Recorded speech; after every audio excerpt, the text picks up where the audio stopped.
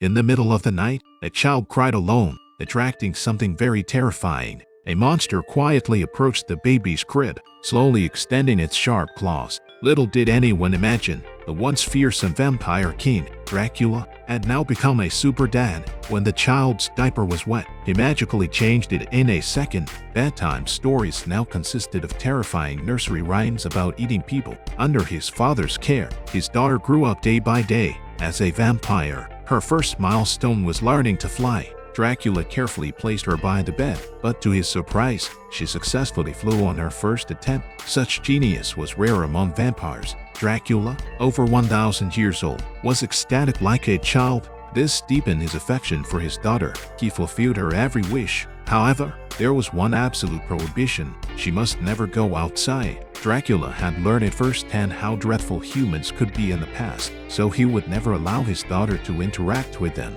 Thus, he spent a fortune building a castle, guarded by ghosts patrolling outside and zombies inside. They lived peacefully for 100 years. His daughter had grown from a child into a teenager and changed her name to May. Dracula called all his monster friends to a feast, which was May's chance to sneak out. She ran out through the window but was caught by her returning father.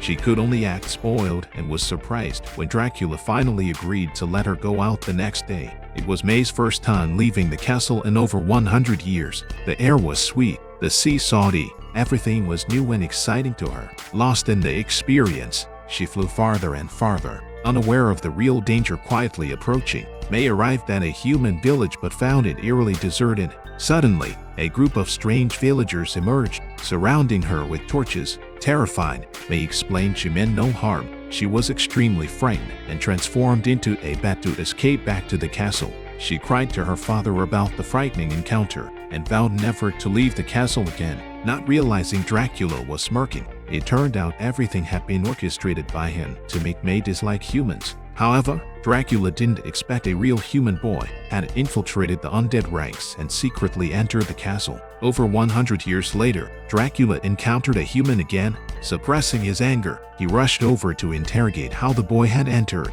Learning it was because the boy noticed the undead on fire, Dracula realized he had caused the trouble. The naive boy didn't notice anything unusual and thought it was a masquerade ball. After a series of events, he bumped into May just as she was descending the stairs. Dracula immediately stepped between them and took the boy away. He forcefully took the boy out of the castle, using hypnotism to make him forget everything here. However, the boy wore invisible glasses, and Dracula didn't want to get entangled with this human anymore, so he turned away. May found the boy and had a long conversation with him back at the castle. Just as they were enjoying the sunrise, the boy accidentally stepped into empty space and fell right into Dracula's arms. Dracula gave up struggling. Since he couldn't shake him off, he decided to stay and work. As time passed, he unknowingly became influenced by the boy and hadn't been so happy in a long time.